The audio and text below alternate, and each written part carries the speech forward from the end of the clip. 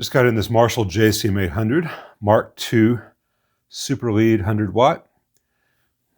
It's at least before 83, 84. I'm not sure when they went from the vertical to the horizontal inputs. Was it mid 83?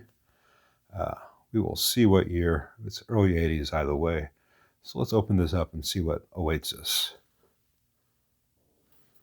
We've got one missing screw and washer holding the chassis to the cabinet. That's no big deal. I've got replacements on those.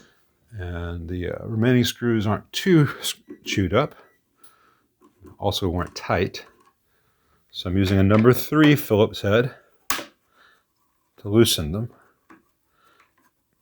If you use a number 2, that's how the screws get all chewed up. It just bugs me when things like this go missing. How do you not know where that went? It's a very crucial part of a very expensive amplifier. All mine are about to go into, all these are about to go into a sandwich bag, which we stuff inside the cabinet so that I cannot lose anything.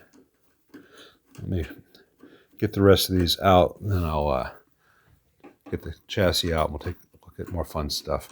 This takes a while because I like to do these by hand. There's too much room to cross-thread things if you do it with a machine. The screws often have little bits of cross-threading already from people being a little bit ham-fisted in the past. Well, it's an 82 for the US market. Let's see what tubes are in here now. National C, or is it International C? International C. And it's got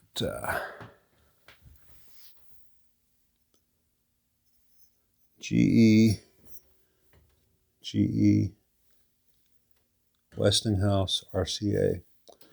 This one's a GE. And that one's lost its label over the years. The Westinghouse and this GE look just like this as far as the plate structure and everything. The micas. The RCA is the odd man out. Anywho.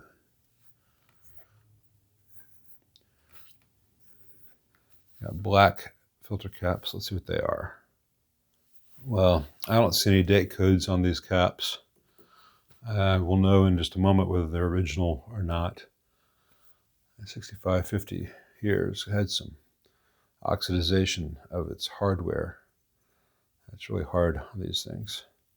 The pressure of that metal against the hot glass can cause damage over time. All the knobs seem original.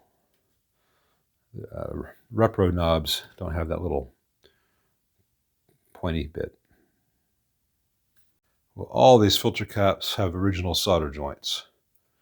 And the filter caps are all beginning to bulge in the middle to various degrees. So it is time to recap.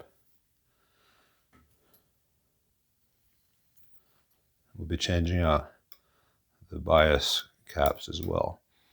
There are no other electrolytics in the circuit. So just these two and the 6 filter caps. And let me measure these screen grid resistors, though they look good. And I'll measure the grid stoppers as well.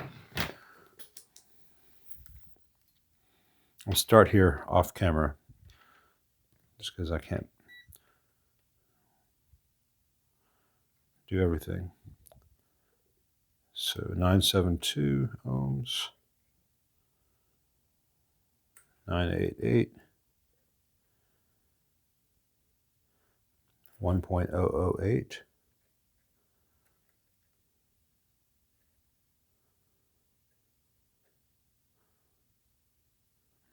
one's harder to get. 0.995. Those are all good. And the grid stopper is 5.6.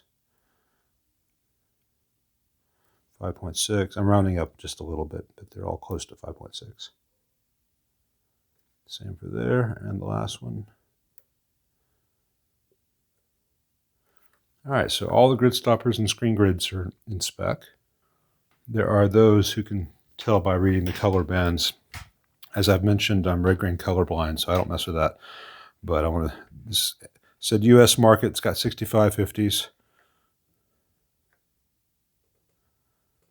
It's got the, looks like it's got the 150K. Yeah. Yeah, 151, 152K. That's all good. And the bias dropper on this is 15K. Is that right?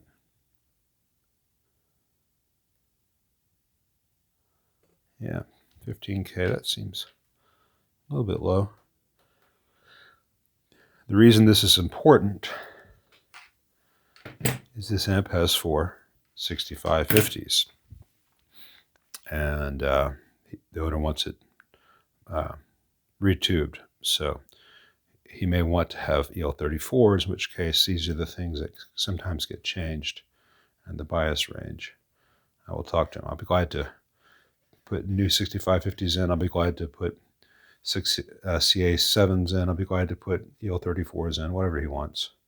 The important thing to me is getting all the old electrolytics out before they fail and damage the iron or anything else. This is a very clean example of an 82 Super Lead JCM 800. And I will also talk to him about these bright caps, especially this one. Can make the amp really unpleasantly bright. Maybe he's always loved it just the way it is. Maybe he's always turned the treble and presence all the way down just to get something bearable.